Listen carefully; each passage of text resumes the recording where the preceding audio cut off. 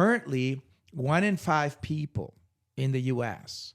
will have a mental health issue at some point per year. Can you say that again? Is that 20%, one in five? up to 20% will have a mental health issue. Now, again, I'm talking about, could be minor anxiety, OCD behaviors, obsessive compulsive disorder behaviors. So not all mental health issues are debilitating. Correct. Minor, yet all are important. Okay? Of course. We don't want to neglect that point.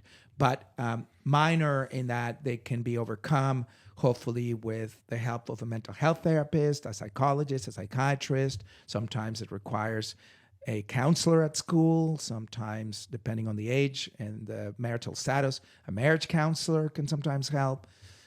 In other cases, it could be even a social worker by putting that person in the right environment.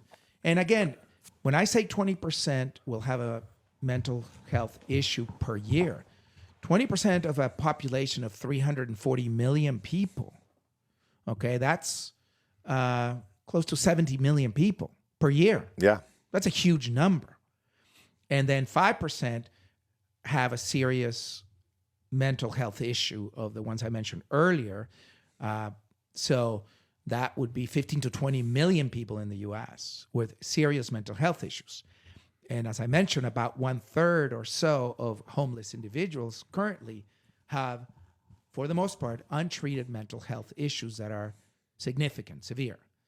So these people, of course, are more likely to experience poverty, ill health, so more likelihood to end up in jail.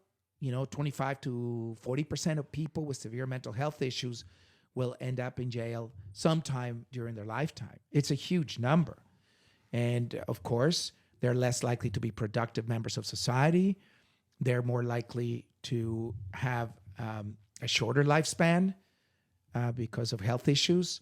And currently about 11, 12% of the population who with mental health does not have access to healthcare. In other words, no health insurance of any kind, not private and certainly not federal policy for healthcare.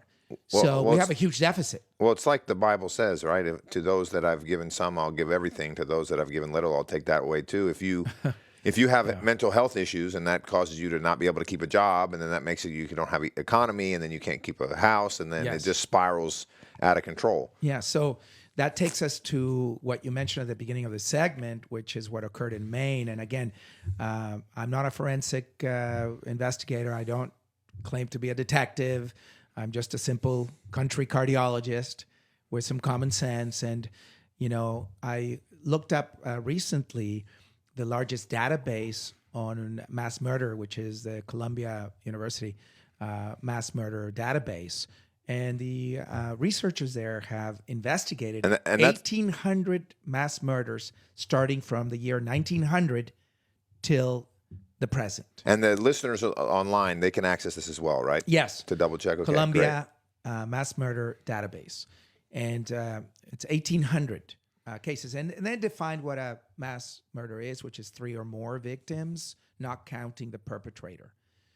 And their findings, not mine, are that about 5% of the cases can be directly attributed to severe mental health issues. Wait, only 5%? Only 5%.